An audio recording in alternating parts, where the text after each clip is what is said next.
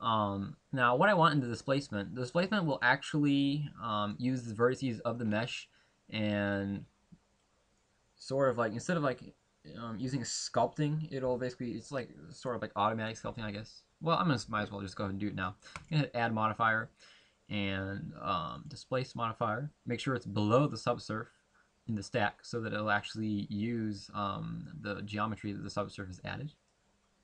And now in these options down here, you can see we have an option to add a texture.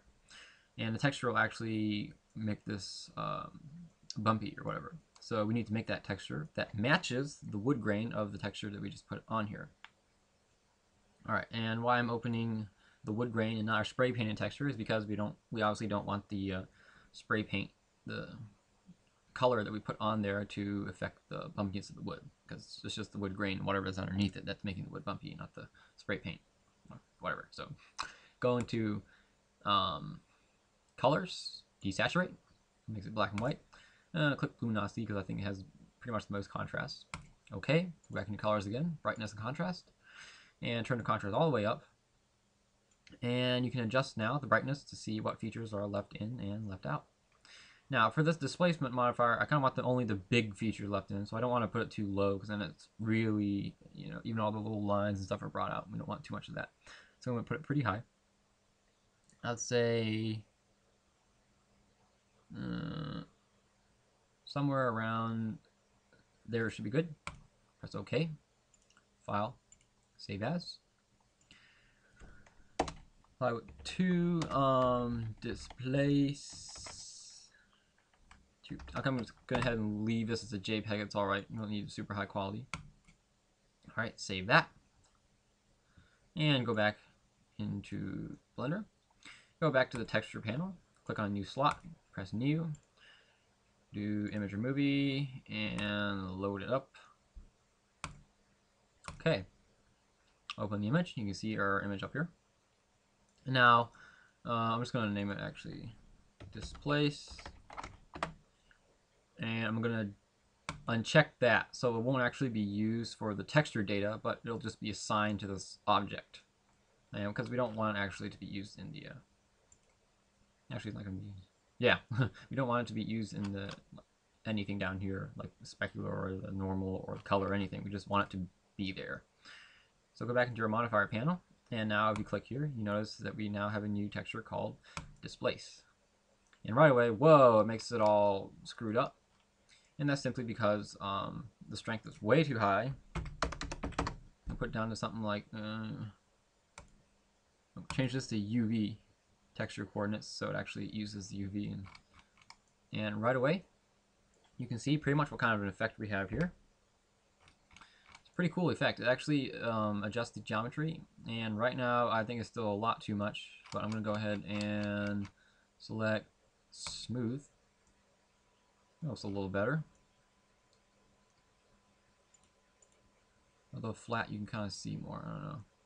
We're just going to hit smooth, and I think actually 0.007. This thing is really sensitive, so you gotta be careful. 0.07. Now, if we bump the subsurf levels up one more, you can actually see there's a lot more detail, and it's also really slow because it's 800,000 vertices. I think what I'll do actually is bump the subsurf level up later on when I need to render. I can't tell if that's going the right way. Okay, that looks pretty good. We're gonna leave it at 4 for now. Alright. And okay, it looks pretty good. So the next thing we're gonna do is actually add actually, I'm just gonna render it right now just to show you guys what it looks like. Okay, first of all, the image quality is too low. It's you can't really see much, so I'm gonna re-render it. After going to my scene panel and putting this up to 100%, so it's full 1920 by 1080. And we'll go ahead and give it another render. Okay, so you can kind of see how the wood's more bumpy. I don't know if you can see it through the recording. I don't know how high the quality is not perfect, but I just went against what I just said before, and I left it at 4 when I rendered it. So what I'm going to do is I'm going to bump it up to 5 for both the render and the view, and just go ahead and render it again, see what it looks like. Okay, so that's looking pretty good. The reason why I put it on both the view and render as 5 levels instead of just the render I'm not sure because it actually affects the geometry of the mesh. I don't know if it, even if you put it at 5 in the render, I don't know if it renders as 5. I don't know, but yeah, I just put it at both 5. I need to render it. Now you can see it's really looking pretty good. Now why it makes it so great is that now we actually have geometry that matches the texture. So it gives a lot more depth and realism to our wood here, instead of just only using a normal, which is simply a rendered effect. It's not actually geometry. So by doing this, we can get a little bit more realistic result. Okay, so back into business here. Go ahead and look at this. Doesn't look too bad. Actually, looks pretty good. All the major things are there. Yeah. All right.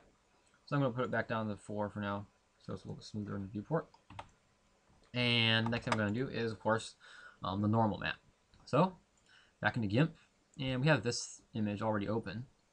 So if we just hit Control Z, it'll go back to the desaturated version, and we can go ahead and adjust the brightness and contrast again. Now this time, I want a little more detail, but I don't want it to be too contrasty because then the normal map is too easy to overdo and it just looks really crappy. So a little bit, leave it, not all, don't put the contrast all the way up, and then kind of put it down a little, the brightness pretty low, but so you can get a lot of the major details and kind of wood grains of the individual pieces and stuff. And hit OK. File, save as again. This time, I don't know, I'm just paranoid about JPEGs. I'm going to go ahead and save it as PNG again. And this time call it, of course, normal. That's good. Save it and just go ahead back into Blender. Go back into your texture panel, click on a new slot, hit new, and call this normal. All right, image, open, and here it is, Plywood normal, toot, open, there we go, there it is. Make sure it changes to UV. Deselect color, select normal. And I don't think it has to be that high, but I can't tell which way it's going. I think it should be probably -1, so it goes the other way.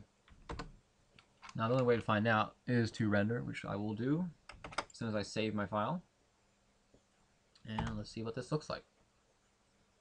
Okay, normal is way, way, way too high. As you can see, it just looks really deep and kind of just grainy and black everywhere. So, well, the good thing is it's going the right way, which means by putting it to -1, we have the kind of pieces of wood and stuff popping out the right way, so that it matches the it sort of matches the texture, I guess, and especially matches the displacement. So if we put it to 1, like this piece right here would be like sinking in instead of popping out, and it wouldn't look quite right. But overall, it's just way too high. So I'm going to go ahead and put it down to -0.5. Actually, -0.6 should be about good. Go ahead and save it again and give it another render.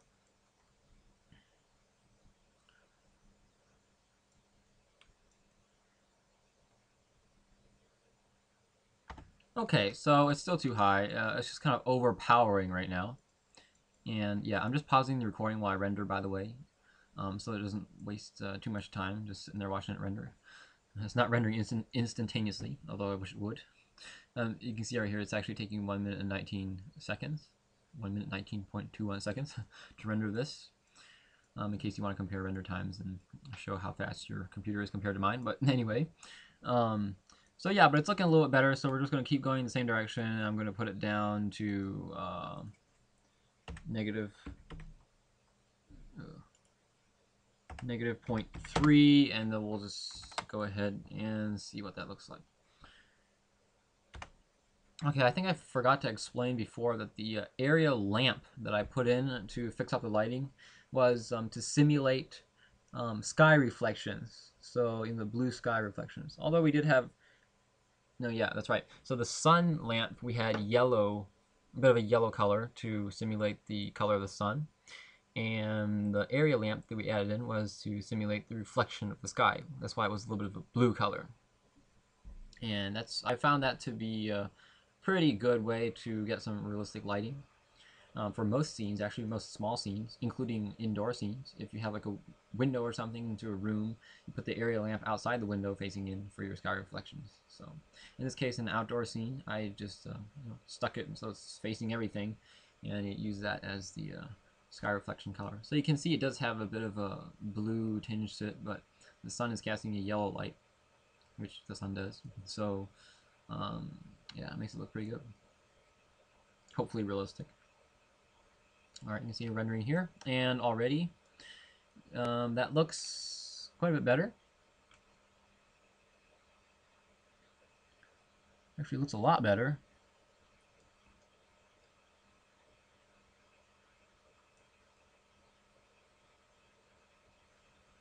In fact, I really like that a lot. I think it's still a little bit too much because in this painted area you can just see it really still standing out a lot. So what I'm going to do is I'm going to knock this down to negative 0.2, and then for this final render I'm going to bump this back up 5 levels of subsurf. So we have our full resolution mesh right here, and F12. Okay, so I like that. It looks really good.